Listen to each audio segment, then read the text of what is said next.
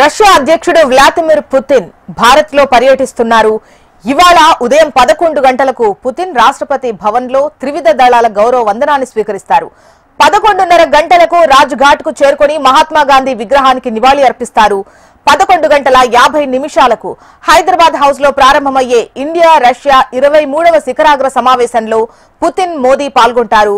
2 గంటల పాటు సాగే ఈ సమావేశంలో ఇరు దేశాల మధ్య రక్షణ సంబంధాలను బలోపేతం చేయడం, ఇరు దేశాల వాణిజ్యం కాపాడటం, పౌర అణు ఇంధన సహకారం, ఎరువుల రంగంలో సహకారం పెంపు, యురేనియం ఎకనామిక్ యూనియన్ తో పాటు భారత్ రూపొందించిన స్వేచ్ఛా వాణిజ్య ఒప్పందం సహా పలు కీలక అంశాలు చర్చకు రానున్నాయి.